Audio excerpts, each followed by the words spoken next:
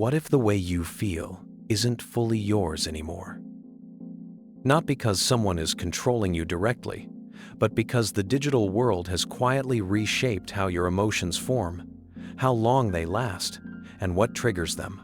You don't wake up thinking, "Today, technology will decide how I feel."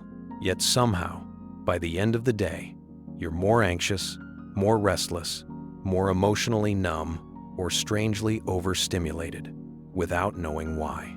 This isn't a coincidence, and it isn't weakness. The digital environment you live in was not designed to support emotional depth, regulation, or stability. It was designed to capture attention, and attention, over time, reshapes emotion.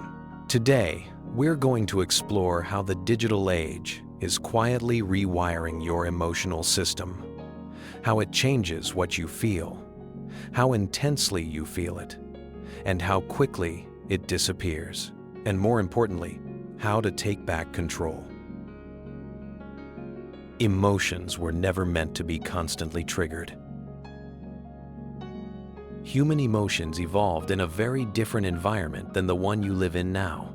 For most of history, emotional signals were rare and meaningful. Fear meant danger. Joy meant safety or connection. Sadness meant loss.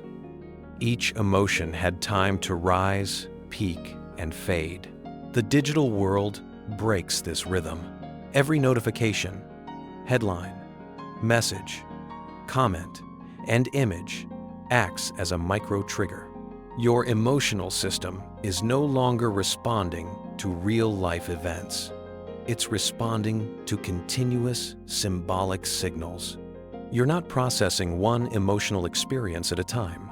You're processing dozens per hour. The result is emotional inflation. When everything demands a reaction, nothing feels fully real. Your nervous system doesn't know the difference between a life-threatening event and a viral post designed to provoke outrage. It reacts anyway, again and again and again. Over time, this creates emotional exhaustion, not because you feel too much, but because you're never allowed to feel anything fully.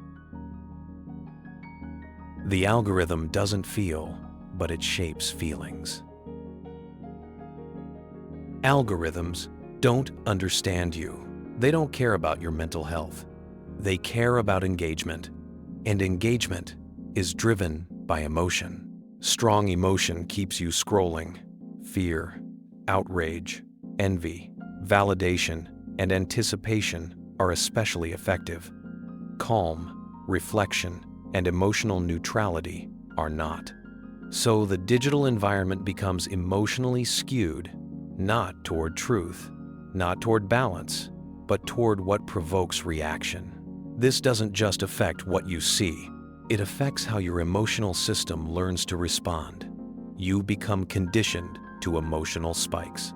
Subtle feelings start to feel boring. Silence starts to feel uncomfortable.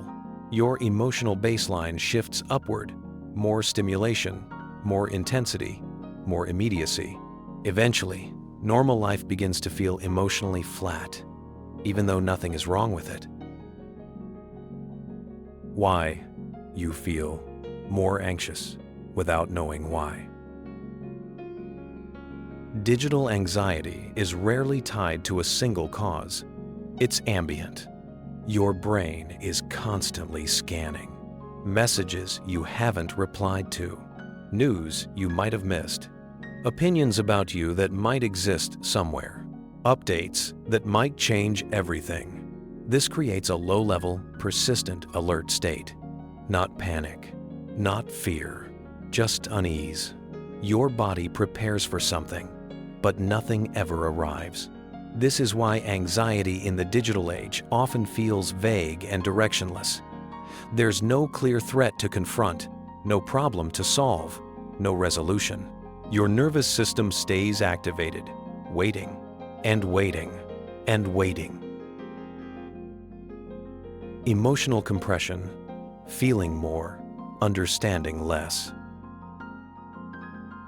In the digital world, Emotions are compressed into symbols: a heart, a like, a reaction emoji, a short comment.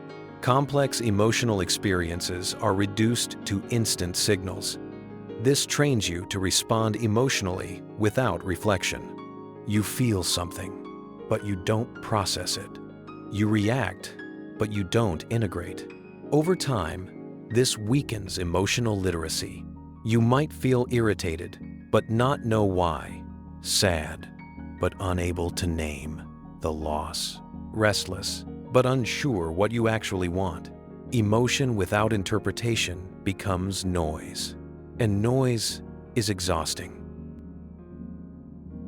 The loss of emotional recovery time. In the past, emotional recovery happened naturally. After stress came rest. After conflict came silence. After stimulation came boredom. The digital world removes recovery spaces. There is always something new, always something demanding attention, always another emotional input. Without recovery, emotions stack. You're not overwhelmed by one thing. You're overwhelmed by everything that never fully ended. This is why burnout today often feels emotional rather than physical. You're tired of feeling. Dopamine isn't the enemy, disruption is. The problem isn't dopamine itself. Dopamine evolved to motivate exploration and learning. But in the digital environment, dopamine is hijacked by unpredictable rewards, likes, notifications, updates. This creates emotional volatility. Your mood becomes dependent on external signals. Small wins feel euphoric. Small losses feel devastating. Emotional stability is replaced by emotional gambling. And the more your emotional system adapts to unpredictability, the harder it becomes to tolerate stillness. Why emotional numbness is a defense, not a failure. When emotional input becomes overwhelming, the psyche protects itself. Numbness isn't absence, it's containment. Your mind lowers emotional intensity to survive constant stimulation. This is why many people report feeling detached, empty, or indifferent, even while being constantly entertained. It's not that you don't care, it's that caring has become too expensive. Digital comparison and the silent erosion of self-worth. You were never meant to emotionally compare yourself to thousands of people every day. The digital world turns comparison into a background process. You don't actively choose it, it happens automatically. Other people's highlights become your reference point. Their outcomes become your expectations. Their pace becomes your pressure.